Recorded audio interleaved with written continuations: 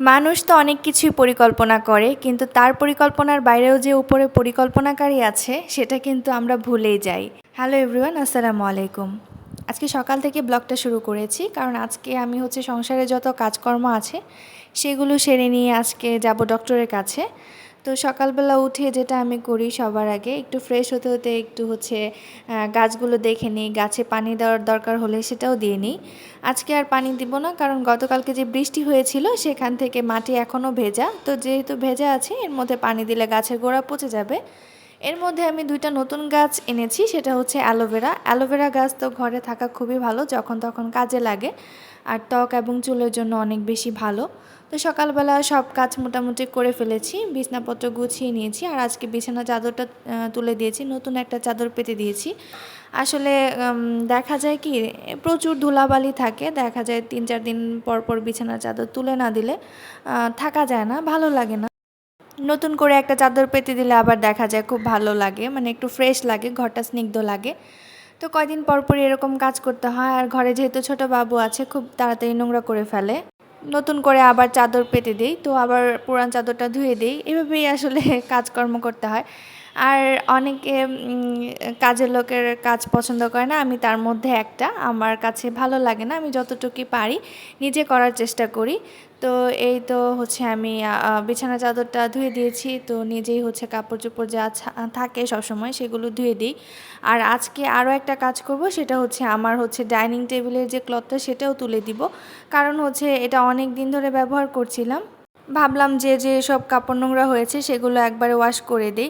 কাজ তো অনেকই আছে, সেগুলো করে নিতে হয়, আবার বাবুটা ছোট, তার মধ্যে আবার নিজেও অসুস্থ। মাঝে মাঝে যখন অসুস্থ লাগে তখন তো আর কাজ করতে পারি না, যখন ফ্রি থাকি, ভালো লাগে শরীর, তখন ঠিকই কাজ করে নিই।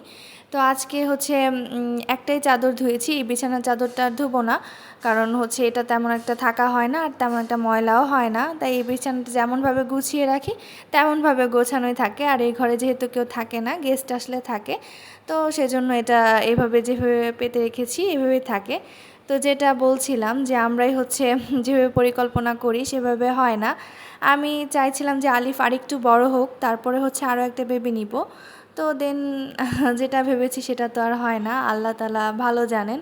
আবার মনে মনে যে চাইছিলাম না সেটাও না, চাচ্ছিলাম যে দুইটা বাচ্চা যদি হয়ে যেত একসাথে তাহলে খুব তাড়াতাড়ি মনে হয় যে ভালো হতো, একসাথে পেলে পুষে বড় করে ফেলতে পারতাম, আর পরবর্তীতে ছোট মানুষের ঝামেলাটা থাকতো না।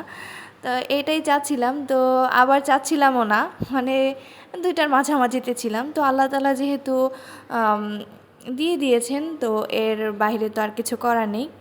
তো আমি জানতেও পারি অনেকটা লেট করে যে আমি সেকেন্ড টাইম কনসেপ্ট করেছি, আমাদের কখনোই তেমন পরিকল্পনা ছিল না যে যদি আবার কনসেপ্ট করা হয় বাচ্চা নষ্ট করে ফেলবো, এ ধরনের মন মানসিকতা আমাদের কখনোই ছিল না। কারণ আমরা যদি হয় তো ভালো, না হলে নাই, তো ওরকম চিন্তাভাবনা করেই রেখেছিলাম।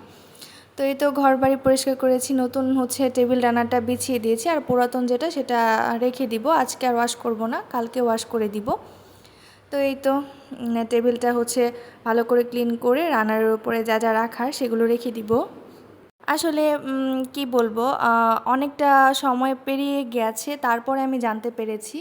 তো জানতে যখন পেরেছি তখন তো আর কোনো কথাই নেই, আলহামদুলিল্লাহ বলেছি। আর এখন সময়টা একদমই প্রায় কাছাকাছি চলে এসেছে, মাঝে মধ্যে একটু খারাপ তো লাগবেই, যেহেতু একদমই প্রায় কাছাকাছি 7 মান্থ রানিং, তো আর যেহেতু 2 থেকে 3 মাস সময় আছে আমার হাতে। তো এর মধ্যে আমি আলিফকে নিয়ে আমার সংসার নিয়ে যতটুকু সময় পাই ব্যস্ত থাকি, আর নিজেকে তো সময় দেওয়ার মতো সময় আছেই, একটু রেস্ট করি, ঘুমাই, আর সংসারের টুকিটাকি কাজ যা করা সেগুলো নিজে নিজেই করে নিই। এই তো এখন সব গুছিয়ে নিয়েছি। আমার হাজব্যান্ড এসে রান্নাটা করবে, কারণ আজকে আমার রান্না করার জন্য একদমই সময় নেই, তার জন্য আমি সব গুছিয়ে রেখেছি। সে অনেক ভালো রান্না করে, আপনারা জানেন। তো আজকে এখানেই বিদায় নিচ্ছি, কারণ আমি ডক্টরের কাছে যেতে হবে। আসসালামু আলাইকুম।